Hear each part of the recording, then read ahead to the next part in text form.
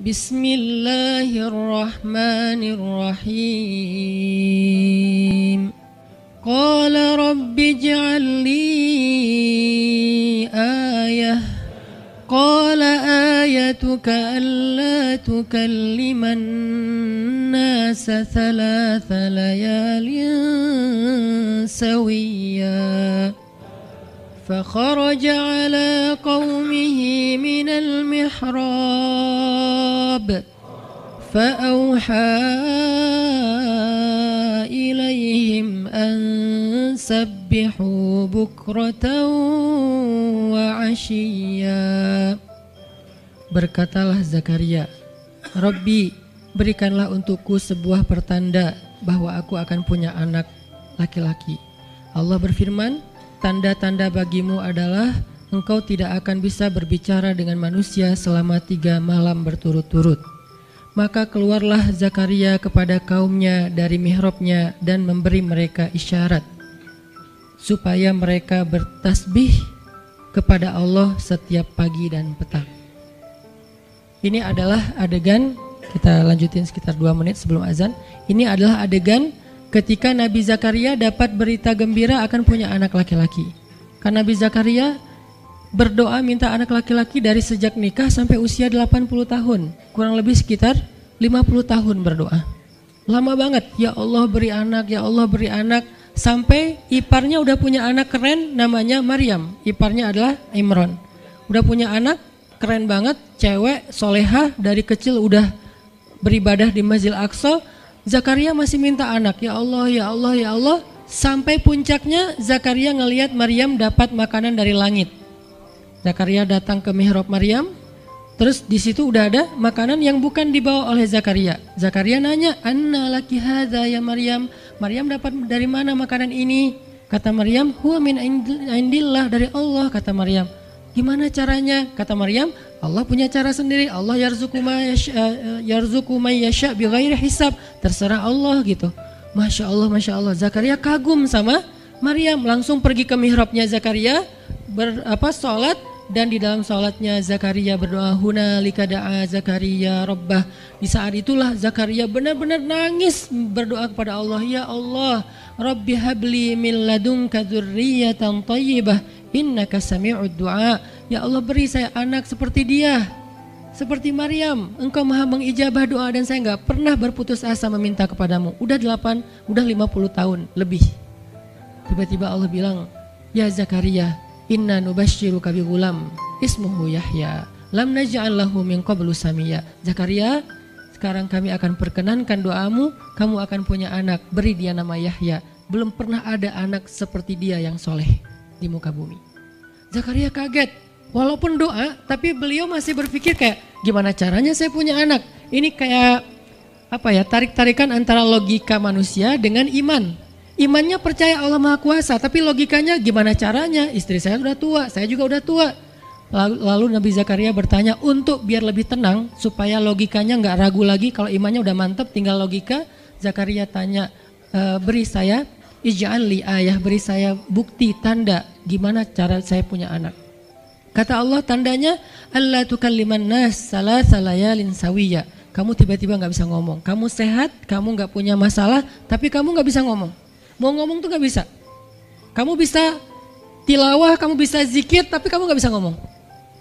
Bisa subhanallah, subhanallah, subhanallah. Bisa alhamdulillahi rabbil alamin. Gak bisa. Jadi baca Quran, kalau ada Quran, tapi dulu kan Taurat ya. Baca Taurat bisa, zikir bisa, hayya ala sholah, kalau azan ada azannya bisa. Pokoknya semua bisa kecuali mau ngomong tuh gak bisa. Masya Allah ya, luar biasa. Kenapa? Karena Allah pengen Zakaria zikir aja 3 hari. Jangan ngomong dengan manusia walaupun ucapannya baik kecuali zikir. Jadi kalau mau ngomong dengan manusia, subhanallah, masya Allah, alhamdulillah, bismillah. Cuman gitu doang ngomongnya. Gak bisa, lu mau kemana? Gak bisa. Insya Allah gitu. Jadi cuman bisa zikir. Saking Allah pengen Zakaria menghabiskan 3 hari sebelum Allah tunjukkan keajaiban hanya dengan berzikir. Apa poinnya di sini? Kalau kita pengen ada keajaiban dalam diam, maka isilah diam kita dengan zikrullah. Dan salah satu cara Allah Subhanahu wa taala mendidik Nabi Zakaria untuk menjemput keajaiban itu adalah Allah menyuruh Zakaria untuk diam dan mengisi diamnya dengan zikratullah bukratan wa asiyya, mengingat Allah pada waktu pagi dan pada waktu petang. Artinya diisi dengan zikir. Dan waktu itu Nabi Zakaria menurut ulama tafsir, beliau tidak cacat lisannya, benar-benar bisa ngomong. Hanya tidak bisa bicara dengan manusia tapi bisa berzikir. Jadi beliau bisa zikir, bisa mengucapkan kalimat-kalimat Alkitab yaitu Taurat. Beliau bisa membaca ayat-ayat Allah, beliau bisa mengucapkan kalimat bismillah dan seterusnya, tapi nggak bisa ngomong dengan manusia. Dan itu terjadi selama 3 malam. Dan akhirnya setelah 3 malam, Nabi Zakaria tiba-tiba dapat berita gembira kalau istri beliau hamil. Ini pelajaran penting banget buat kita. Kalau ini pernah berlaku terjadi kepada Nabi Zakaria, keajaiban dengan cara kayak gini, maka ini juga akan terjadi kepada kita. Itulah alasan kenapa kisah tersebut direkam dalam Al-Quran, supaya dia menjadi pelajaran hudan lil muttaqin. Itu kenapa Allah katakan Al-Quran hudan lil muttaqin, petunjuk bagi orang yang bertakwa, orang yang pengen memperbaiki diri, orang yang pengen dapat solusi. Muttaqin, orang yang pengen wa may yattaqillaha yaj'al lahu makhraja, dapat jalan keluar. Wa yarzuqhu min haitsu la yahtasib, dikasih rezeki yang enggak terduga-duga. Wa may yattaqillaha yaj'al lahu min amrihi yusra, diberikan kemudahan. Wa may yattaqillaha yaj'al lahu yukaffir anhu sayyi'atihi, dihapuskan semua dosa. Wa yu'dhim lahu ajra, dikasih reward yang berlipat-lipat. Maka siapa yang pengen dapetin keajaiban-keajaiban orang bertakwa itu, maka jadikanlah Al-Quran sebagai petunjuknya, hudan lil muttaqin. Nah, gimana cara kita jadiin Al-Quran sebagai petunjuk? Jawabannya juga ada di ayat yang sama, la raiba fih, jangan ragukan ayat-ayat Al-Quran, termasuk kisah-kisah yang ada di dalamnya. Sehingga kalau kita benar-benar percaya kisah Nabi Zakaria mendapatkan keajaiban dengan cara diam dan zikir, maka kita coba terapin itu dalam masalah hidup kita, insya Allah kita juga akan mendapatkan keajaiban dan kejutan seperti yang didapatin oleh Nabi Zakaria. Itu pesan poin yang ada di dalam ayat 10 dan 11 surat Maryam. Sehingga buat sebagian orang yang mungkin ngerasa selama ini sering disakiti, sering dicuekin, sering didebat, sering diapain, jangan terlalu diladenin. Kadang-kadang ada teman saya nanya ke saya, Ustadz, ini ada yang ngomongin Ustadz gini di sosmed, perlu kita balas nggak nih? Saya bilang udah diamin aja. Itu tuh santai, tapi sebetulnya itu ada kayak alasan kenapa saya memilih sikap itu, bukan karena kayak males ribut. Sebetulnya kadang-kadang kan ribut itu kayak nyenengin ya, kayak olahraga emosi gitu kan. Rame-rame di sosmed itu kayak asik kan, kayak kita ngegame gitu kan. Jadi nge-replay komen-komen orang kayak lucu-lucuan gitu. Saya pernah lihat Rachel V-nya bagus juga sih. Ini bukan dalam hal negatif tapi positif, makanya saya sebutnya nama. Rachel itu kan main kemarin ke Australia sama New Zealand. Terus ada dia lagi foto-foto gitu di sana bareng dengan suaminya. Tiba-tiba ada yang komen, Sel, lo nggak cocok di tempat itu. Tempatnya bagus tapi gara-gara lo jadi kurang bagus gitu. Terus dia jawab, ya gue nggak cocok tapi dompet gue cocok, kata dia. Kadang-kadang perlu digituin juga sih ya, biar paham. Karena kata Ustaz Abdul Somad, sombong kepada orang yang sombong adalah sedekah. Tapi itu mah pilihan. Rachel memilih sikap santuy. Tapi dengan dia guyonin, kalau saya memilih sikap diam aja deh.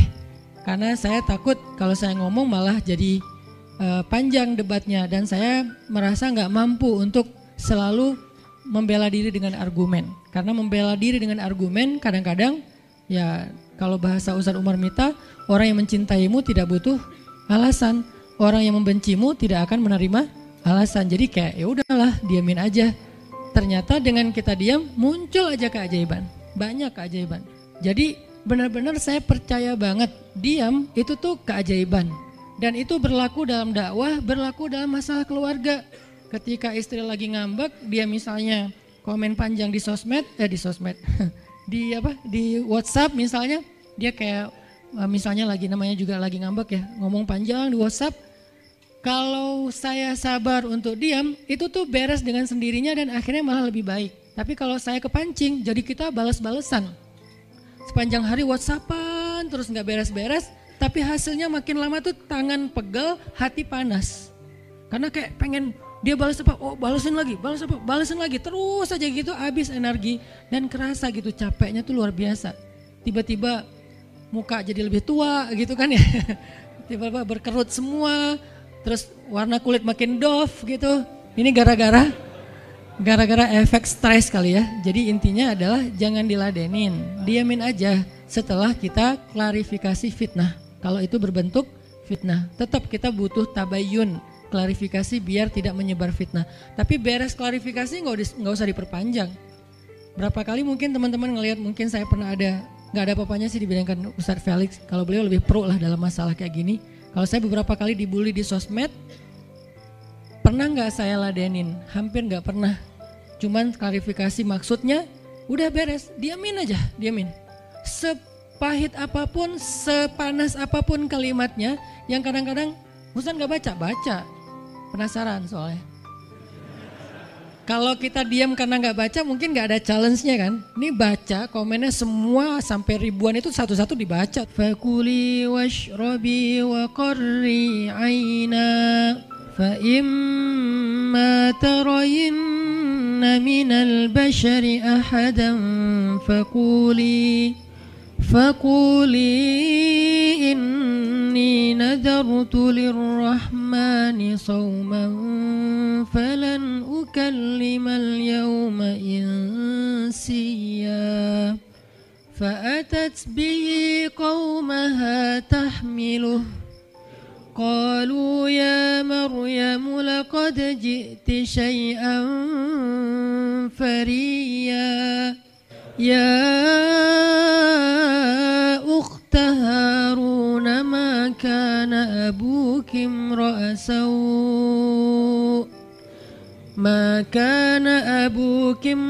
سوء وما كانت أمك بغيا فأشارت إليه قالوا كيف نكلم من كان في المهد صبيا. Dan maka makan dan minumlah dan bersenang hatilah engkau wahai Maryam, dan jika engkau bertemu dengan seseorang katakanlah sesungguhnya saya telah berazam untuk berpuasa pada hari ini dan saya tidak akan berbicara dengan manusia pada hari ini. Lalu Maryam pun datang kepada kaumnya sambil menggendong bayinya. Kaumnya berkata, wahai Maryam, engkau datang kepada kami dengan membawa kalau bahasa kita itu pembawa apa istilahnya? Sial. Apa ya? Dengan membawa keburukan. Jadi kayak dianggap pembawa kesialan.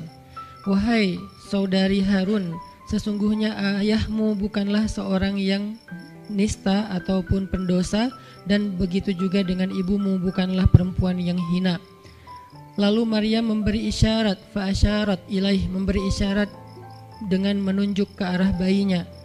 Lalu mereka berkata, bagaimana kami akan berbicara dengan seorang bayi yang masih digendong oleh ibunya, maksudnya masih terlalu kecil. Ini adalah cuplikan adegan Maryam ketika baru pulang kampung. Jadi ceritanya di ayat sebelumnya, ketika kandungan Maryam semakin besar dan nggak bisa disembunyikan dari penglihatan manusia, Maryam pun pergi menjauh ke sebuah tempat yang tidak ada siapa-siapa. Fahamalathu fantabadat bihi makanan qasiyya. Dia menjauh, mengucilkan diri ke tempat yang nggak dilihat oleh siapa-siapa sampai melahirkan. Jadi kurang lebih sekitar 3 bulan 4 bulan Maryam nggak ada di Al-Quds, nggak ada di di Masjidil Aqsa dan sekitarnya. Dia pergi mengasingkan dirinya supaya tidak ada yang menghujat Maryam karena ngelihat perutnya sudah semakin besar dan dia nggak punya suami. Setelah melahirkan, akhirnya Allah perintahkan Maryam untuk pulang. Setelah Allah ngasih makan, minum dan kebahagiaan buat Maryam, fakuli washrobi wa qarri aina, dengan adegan korma yang menjatuhkan buah-buah rutop dan seterusnya, pulanglah Maryam. Nah, Maryam tahu ketika dia pulang dengan membawa bayi, dia pasti akan dihujat, dicela, dicaci maki, dibully oleh kaumnya. Lalu Allah memberi kepada Maryam bekal. Gimana cara ngadepin yang kayak gitu-gitu? Kata Allah, kalau kamu ketemu manusia, ketemu orang-orang, ketemu kaummu, bilang ke mereka, saya tidak berdebat hari ini. Saya nggak akan berdebat. Jadi dia tetap bisa ngomong. Tapi dia bilang, saya nggak akan berdebat.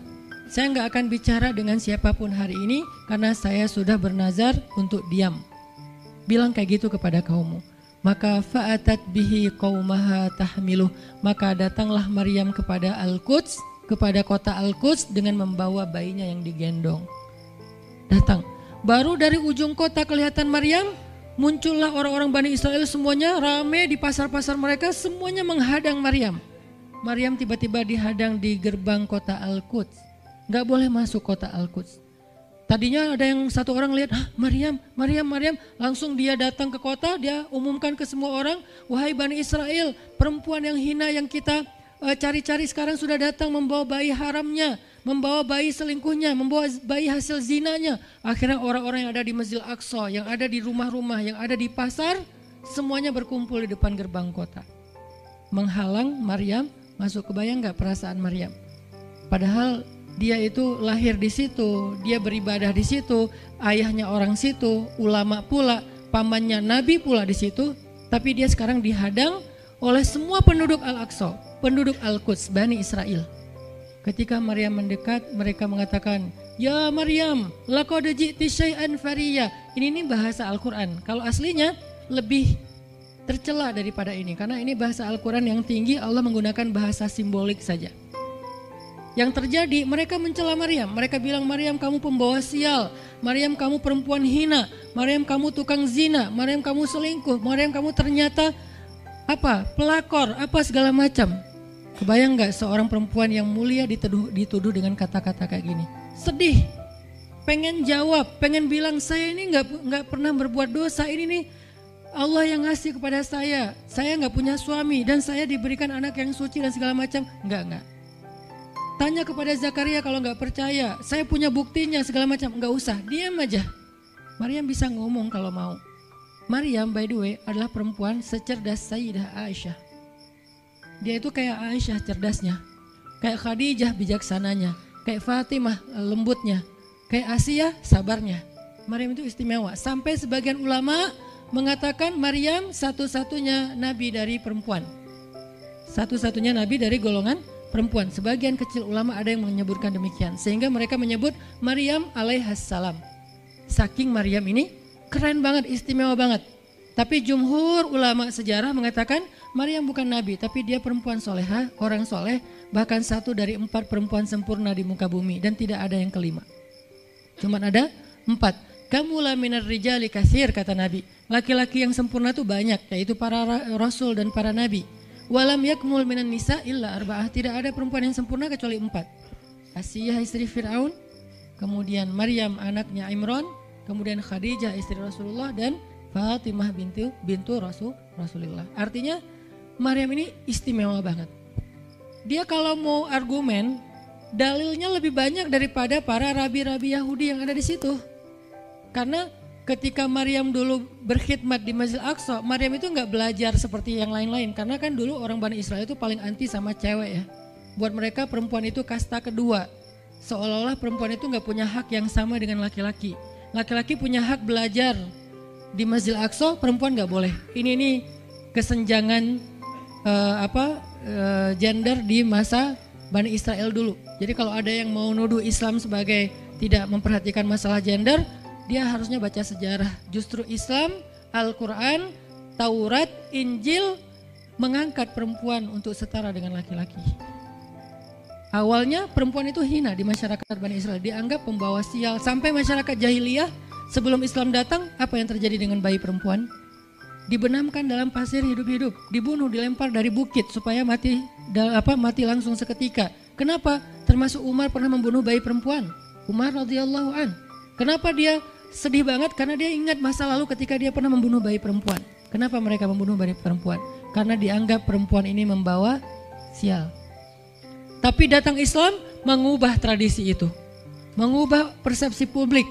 Yang tadinya perempuan dianggap hina, dalam Islam dikatakan surga ada di bawah telapak kaki ibu. Muncul harga diri perempuan naik. Apalagi sebaik-baik kalian yang paling baik untuk istrinya dan aku yang paling baik untuk istriku di antara kalian. Muncul lagi hadis, kalau seandainya laki-laki mau bersabar terhadap istrinya, maka harusnya dia bersabar 70 kali sehari kalau dia disakiti oleh istrinya. Yang ke-71 baru dia boleh marah. 70 belum boleh marah. Jadi perempuan, ibu-ibu, istri kalau mau bikin suaminya sebel sampai 69. Atau 70 boleh lah. Tapi yang ke-71, nah ini udah layak dimarahin. Tapi kan gak pernah ada sampai 70 kan. Paling juga 10%-nya lah, 7 kali sehari. Dan itu istiqomah setiap hari. Hari ini kok kamu gini lagi sih, kemarin udah beda hari. Jadi beda hitungannya, 0 lagi mulai dari awal. Tapi nanti ada hadis penyeimbang. Nabi itu kan bijaksana banget. Yang diajarin bukan cewek doang, cowok juga diajarin. Ketika hadisnya supaya memuliakan perempuan ada, nanti ada lagi hadis laki-laki. Seandainya seorang perempuan menjilat luka dan darah dan nanah di tubuh suaminya, itu belum bisa membayar satu saja kebaikan suami kepada dia. Jadi menjilat lukanya aja belum bisa bayar kebaikan, terus ngapain marah-marah coba. Sehingga dua-duanya ada nasihat untuk suami. Kalau istrinya lagi ngambek, namanya juga lagi sedih, ya udah kamu sabar aja 70 kali. Untuk istri jangan ngambek, karena kalau kalian berbuat baik aja belum bisa bayar kebaikan mereka. Terus gimana dong Ustadz? Ya udah, sekarang solusinya adalah sama-sama mengambil sisi baiknya. Kayak gitu nasihat Nabi. Makanya saya agak kurang setuju kalau khutbah Jumat itu memakai hadis menjilat darah dan nanah. Karena yang dengar suami.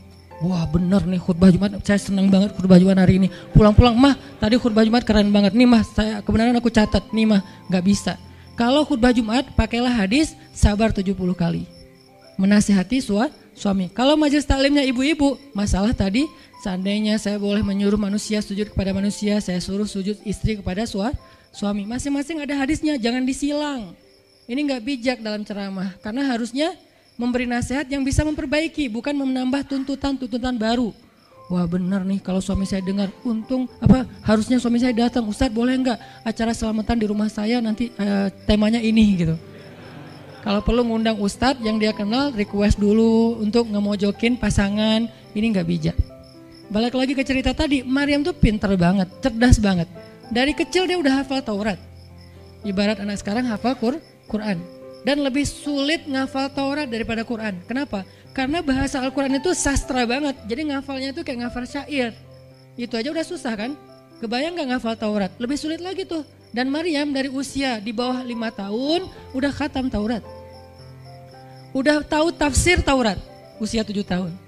Bahkan saking keren dan pinternya Maryam, kadang-kadang ketika Maryam ngobrolin tentang Taurat sama Zakaria, itu Zakaria sampai geleng-geleng kepala. Maryam, gitu maksudnya? Sampai nanya ke Maryam. Gitu maksudnya. Maryam ngomongnya ke Zakaria udah kayak ngajar gitu. Saking pinternya Maryam. Jadi hadis-hadis Zakaria Maryam hafal. Kan para anbiya tuh punya hadis kan. Hadis Zakaria dihafal oleh Maryam. Tauratnya Musa dihafal oleh Maryam. Kebijaksanaan para nabi dihafal oleh Maryam. Dia dari usia 10 tahun itu udah jadi ulama besar Maryam. Artinya kalau misalnya orang mau berargumen dengan Maryam, dia punya banyak bahan. Dia punya banyak narasi. Dia lagian Maryam itu pinter ngomong. Tapi Maryam diam. Jadi kalau kita ngerasa pinter ngomong, pinter komen, pinter apa, tetap aja kita punya alasan harusnya kita diam. Karena Maryam yang lebih daripada kita ternyata juga diam. Akhirnya Maryam diam. Dikatakan ya ukhta Harun. Diingatkan lagi dengan kemuliaan keluarga Imran. Ya ukhta Harun ma akana abuki imra'asau wa ma kanat ummuki baghiya. Ayah kamu itu Imran loh Maryam, kamu enggak malu punya bayi di luar pernikahan sementara keluarga kalian itu keluarga baik-baik. Apa kamu tega menyakiti ayahmu, mencoreng nama besar dan nama baik keluarga besarmu? Dan seterusnya. Maryam makin luar biasa, panas banget, sedih banget. Dan Maryam itu yang lebih berat lagi teman-teman. Mungkin kalau kita digituin agak kebal ya. Terutama cowok lah. Cowok kalau digituin agak kebal karena emang kurang berperasaan sih kalau cowok ya.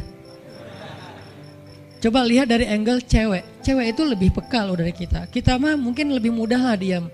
Diomelin, diam aja. Karena kita kan orangnya agak santuy gitu kan. Kalau cewek itu gak bisa gitu. Makanya lihat angle ini dari angle cewek. Kalau tadi Zakaria, sekarang Maryam. Dan Maryam lebih peka daripada semua cewek yang ada di muka bumi. Lebih perasa lagi daripada perempuan yang ada di muka bumi. Sangat-sangat pemalu. Saking pemalunya, ketemu cowok keren, ta'awuz coba. Cewek itu perasaannya lebih dalam daripada kita. Jadi kalau misalnya cewek-cewek, Maryam tuh gak punya, ketemu cowok keren aja dia ta'awuz. Siapa cowok keren yang ditemui Maryam? Gabriel loh yang ditemuin. Dan waktu itu Jibril menjelma. Apa? Fatamassala laha basyaran sawiyya. Jibril menjelma sebagai basyaran sawiyya. Allah yang ngomong tuh, cowok keren. Allah yang bilang keren. Kalau kita merasa udah paling keren, menurut Allah biasa-biasa aja.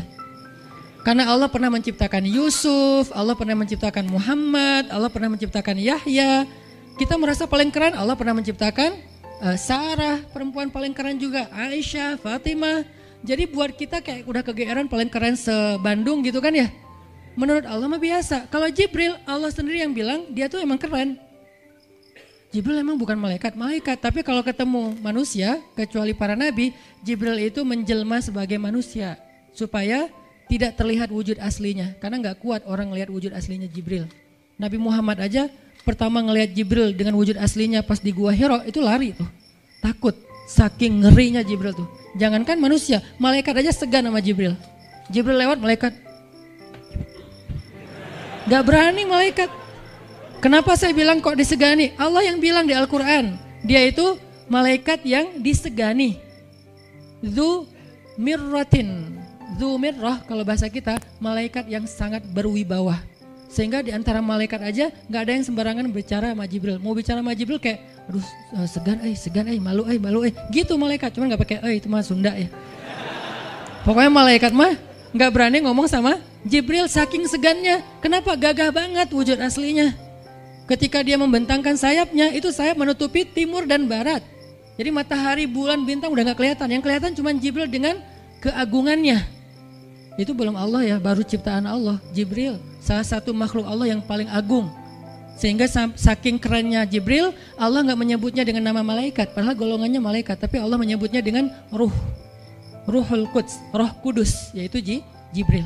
Nah ketika ketemu dengan Maryam, Jibril bermisal itu menjelma sebagai basyaran sawiyah, cowok keren banget. Saking kerennya Jibril, Umar aja terkesima ngeliat Jibril. Pernah Jibril datang ngajarin iman, Islam, ihsan kepada Nabi Muhammad, dan Umar ngelihat Jibril terkesima, gak bisa ngomong, diam aja, benar-benar speechless banget nih Umar. Jibril udah pulang, baru Nabi nanya, Umar tahu gak itu siapa? Hah, apa Rasul? Gitu, saking masih kayak terkesima. Apa Rasul? Tahu gak barusan siapa? Siapa ya Rasulullah? Saya gak kenal orang itu, kok keren banget. Kata Rasul, itulah Jibril. Masya Allah, itu Jibril. Ya Alhamdulillah bisa ngeliat Jibril langsung, tahu gitu tadi. Gitu ya. Kalau bahasa kita mah udah langsung pengen foto-foto kan sama Jibril. Kebayang gak cowok sekarang lihat Jibril? Baru lihat apa artis Korea aja kita udah kayak gimana kan, BTS atau apa, udah segala macam, udah guling-guling, udah gigit jari, baru BTS doang. Kadang-kadang gak ngeliat BTS langsung, cuma lihat di TV doang udah aku gak bisa gini, aku gak bisa gitu kan ya. Belum ketemu Jibril loh. Jadi gak ada lah artis sekarang Jibril. Baru Yusuf aja udah pada ngiris tangan, belum malaikat. Sampai ketika cewek-cewek ketemu Yusuf, mereka bilang apa? Ini bukan manusia, ini malaikat. Jadi gantengnya Yusuf tuh bukan ganteng-ganteng apa? Itulah. Ganteng kok hewan gitu kan. Ini ganteng-ganteng malaikat. Belum ada tuh film atau sinetron itu. Yusuf itu ganteng-ganteng ganteng-gantengnya tuh malaikat. Levelnya tuh level malaikat. Jadi kalau ada Jibril, ada Yusuf kayak, nih yang mana Yusuf, mana Jibril ya? Keren dua-duanya. Nah Jibril datang ketemu Maryam bukan di atas panggung rame-rame. Berdua coba, intimate banget kan. Kalau di atas panggung teriak-teriak gak keren lah, biasa aja. Ini tuh berdua, private banget. Di satu ruang kecil, berdua gak ada yang tahu, tiba-tiba Jibril berdiri di depan Maryam, senyum dengan khas senyumnya malaikat yang mematikan gitu. Maryam pas buka mata lagi zikir ngelihat Jibril depan matanya keren banget, langsung Maryam bilang apa? A'udzubillah. Wibawa banget kan Maryam? A'udzubirrahmani minka in kunta taqiyya. Jadi emang elegan sih orang-orang soleh itu. Dia langsung nunduk, dia bilang a'udzubirrahmani minka in kunta taqiyya. Aku berlindung kepada Allah yang Maha Rahman. Kenapa ngomongnya Rahman? Karena keren. Kalau enggak keren, a'udzubillah. Karena keren, a'udzubirrahman. Tapi masih ta'awuz, cuman pakainya Rahman karena Allah tuh Maha Pengasih yang udah bikin kamu tuh keren. Diksinya luar biasa ya. Maryam enggak bilang a'udzubillahi minasyaitonirrajim. Enggak, ini enggak layak dibilang syaitan, ini terlalu keren. Jadi nggak bisa auzubillah, auzubirrahman. Berarti Maryam itu pinter. Sampai dia bisa memilih diksi Asmaullahil Husna. Dia nggak pakai diksi Allah, dia pakai diksi Ar-Rahman. Karena yang datang itu wajahnya tuh wajah orang baik, tapi keren. Akhirnya auzubirrahmani minka in kunta taqiyya, kata Maryam. Jibril juga elegan, paham maksud Maryam. Maksudnya kamu siapa? Itu pertanyaannya. Maryam nggak nanya, kamu siapa ya? Enggak gitu. Kan gaya culun-culun kayak caper gitu kan. Kak, kamu siapa ya? Aku ada salah sama kamu. Enggak gitu sih Maryam ngomongnya. Saking elegannya Maryam, dia nanya kamu siapa tapi pakai kalimat zikir. Keren gak sih? Kita kadang-kadang zikir, A'udzubirrahmani minka in kunta taqiyya. Artinya apa Mbak? Sama-sama gak elegan ya. Kalau Maryam sama Jibril dua-duanya elegan. Bahasa orang elegan itu emang banyak kode sih. Jadi kita mah yang polos-polos kayak gini, yang remeh-remeh rempeyek gak jelas gini, ya gak akan paham kalau gak baca tafsir. Makanya kalau mau theater of mind, baca Quran itu pakai tafsir, pakai kisah. Baru kita ngerti kondisinya, oh gitu banget ya, dahsyat banget ya kejadian waktu itu. Jibril datang dengan wujud yang kerennya. Maryam pengen nanya kamu siapa, kok tiba-tiba masuk ruangan saya, tapi bahasanya a'udzubirrahmani minka in kunta taqiyya. Aku berlindung kepada Allah yang Maha Baik darimu kalau kamu takut kepada Allah. Maksudnya kamu siapa? Takut gak kamu sama Allah? Baru Jibril mengatakan, saya adalah utusan Allah, berarti malaikat, untuk memberi kabar kepadamu kalau kamu akan punya anak.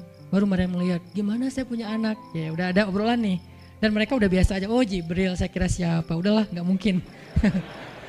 Artinya udah kayak gitu nih kesolehan Maryam. Artinya Maryam itu orang yang sangat peka banget, perasaannya dalam banget. Terus nanti ketika Maryam melahirkan anak, tahu gak kata-kata Maryam apa? Ya laitani mittu qabla hadha wa kuntu nasyam mansiya. Saat Maryam merasakan sakitnya kontraksi, mau melahirkan Isa, Maryam itu sambil kontraksi sambil bilang, ya laitani mittu qabla hadza wa kuntu nasyan mansiya. Aduhai seandainya saya mati aja sebelum kejadian ini dan saya dilupakan oleh manusia seolah-olah saya tidak pernah ada. Kenapa Maryam ngomong kayak gini? Maryam ngebayangin betapa malunya dia nanti kalau harus membawa bayinya ketemu Bani Israel yang pada bawel. Bani Israel itu terkenal kaum yang paling bawel. Bawelnya banget. Kalau kita baca Al-Baqarah itu isinya kebawelan Bani Israel. Kata Nabi Musa, sembelihlah Al-Baqarah. Al-Baqarah itu kan banyak, yang warna apa? Cari yang warnanya bersih. Yang bersih kan juga ada belang-belangnya nggak dikit. Terus yang beratnya berapa kilo, yang dari mana? Dari Bali atau NTB atau dari mana? Bawel banget. Udahlah cari aja seekor sapi, sembelih beres. Tapi nanya lagi, bertele-tele. Itulah Bani Israel. Dan Maryam tahu banget karakter kaumnya.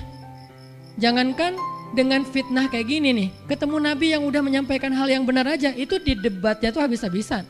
Apalagi dengan kondisi Maryam. Makanya Maryam takut banget, dia nggak kuat menanggung malu. Kalau kita mungkin masih kuat lah nanggung malu, kadang-kadang malah malu-maluin gitu kan. Kalau Maryam nggak kuat nanggung malu, berarti orang yang seperti ini harusnya kan berat banget untuk diam kan, nggak akan kuat diam, harusnya dia ngomong gitu, dia belain diri. Tapi Maryam itu sisi lainnya adalah perempuan yang mukminah, siddiqah, sangat yakin sama Allah. Allah suruh diam, ya udah diam. Gimana pun dihujat, diam. Kata Allah diam. Ya Allah mereka bilang saya itu berzina, diam. Ya Allah bilang ini anak haram, ini anak saya nih, anak yang mulia. Anak yang satu-satunya ketika lahir nggak disentuh setan di antara manusia loh. Satu-satunya manusia ketika lahir nggak disentuh setan. Nabi Muhammad setannya malah diislamkan. Beda, kerannya itu beda. Kalau Isa nggak disentuh setan. Kalau Nabi Muhammad setannya malah masuk Islam. Masing-masing punya keistimewaan lah. Tapi satu-satunya manusia yang lahir nggak disentuh setan Cuman Isa, kita semuanya pernah disentuh. Lahir langsung. Apa sih lo datang-datang ke dunia nambah-nambahin kerjaan gua gitu kan. Kita nih orang biasa, jadi pas lahir tuh udah ada langsung setan bisik-bisik, yuwas bisufi sudurinas, makanya disuruh azan kan. Karena kenapa? Biar nggak dibisikin sama setan. Dan kalau bisa suara azan kita harus lebih lembut daripada suara setan, karena setan juga kayak tricky gitu. Saya ibu kamu. Anak bayi dinina bobokan sama setan, hiduplah iblis gitu-gitu kan. Jadi kayak di dokter nama setan, iblis itu keren, iblis itu soleh, iblis itu baik, tapi pakai bahasa nasyid. Lagunya tuh kayak akustik gitu, lembut banget gitu kan. Makanya suara muazin kalau azanin anaknya yang lembut, jangan azan Allahu Akbar, asyhadu alla ilaha illallah. Dia malas ke masjid nanti kalau udah dewasa. Kenapa? Gue malas banget dengan suara ini nih. Salahnya siapa coba? Salah ayahnya. Belajar azan di Al-Latif sama Muzammil sama Teras Tahfiz. Biar azannya tuh kayak Allahu Akbar. Bayinya senyum-senyum. Ntar gue bisa lebih dari itu. Canda. Intinya adalah Maryam itu pemalu banget. Jadi dia bisa banget untuk ngebales. Tapi dia diam. Sampai akhirnya fa'asyarat ilaih. Dia memberi isyarat. Arti memberi isyarat, dia nunjuk ke arah Isa alaihissalam yang masih digendong. Kalau kalian mau ngomong aja sama bayinya. Allah yang nyuruh kayak gitu. Makin kayak marah dan makin menjadi-jadi orang Bani Israel ketika Maryam memberi isyarat nunjuk ke arah Isa. Mereka bilang, ya Maryam, kamu udah gila apa? Sekarang kamu nyuruh kami bicara dengan bayi yang masih dalam gendongan ibunya. Benar, Maryam tuh ternyata udah stres gila. Dia gara-gara ditinggal sama selingkuhannya, sekarang dia jadi orang gila. Wah, luar biasa tuduhan kepada Maryam. Maryam diam aja, sedih, nahan air mata. Tapi bukan emotikon yang menggenang air mata di sini ya. Nahan aja air mata sampai kemudian Allah datangkan keajaiban, jadikan bayinya bicara. Qala, Isa bicara. Panjang lagi omongannya Isa. Ibuku ini baik, ibuku begini-begini, saya itu hamba Allah, saya itu anak yang suci, saya itu begini-begini, sampai beres. Baru mereka pada pulang karena mereka merasa terbantahkan semua tuduhan palsu mereka kepada Maryam. Masuklah Maryam, disambut mulia oleh beberapa orang. Maryam itu perempuan mulia, Allah mendatangkan dia sebagai keberkahan. Tadi dituduh pembawa sial, sekarang disebut pembawa berkah. Mulailah Maryam terkenal. Isa dididik, kemana Isa pergi, anak-anak kecil segengnya Isa pengen jadi temannya Isa. Gue temannya Isa lo, gue temannya Isa lo. Gak lama kemudian Isa jadi temannya Yahya. Ketika dia udah bisa main sama Yahya, main berdua sama Yahya. Kemana-mana berdua, Yahya, Isa. Tapi usianya agak jauh berbeda. Ketika Yahya udah masuk SD, Isa barulah lahir. Jadi kayak agak sekitar 7-10 tahun lah kurang lebih mereka jarak usianya. Tapi pas Isa udah remaja, mereka udah nyambung ngobrol. Nah, kelebihan masing-masing, kalau Yahya ini penghafal kitab Taurat, datang Isa, Yahya menghafal kitab Injil. Yahya Nabi, Isa Rasul, satu level di atas Nabi. Kalau Nabi mengikuti ajaran Rasul sebelumnya, kalau Rasul membawa ajaran baru. Jadi sebelum Isa lahir, Yahya mengikuti ajaran Musa dengan kitab Tauratnya. Setelah Isa lahir, Yahya mengikuti ajaran Isa dengan kitab Injilnya. Jadi bisa dibilang Nabi yang mengikuti dua ajaran Rasul, Yahya alaihissalam. Dia menghafal dua kitab suci sekaligus, Taurat dan Injil. Perempuan Maryam radhiyallahu anha, dia menghafal kitab Taurat dan Injil dari anaknya sendiri. Inilah kisah Maryam yang mendapatkan keajaiban dengan cara diam.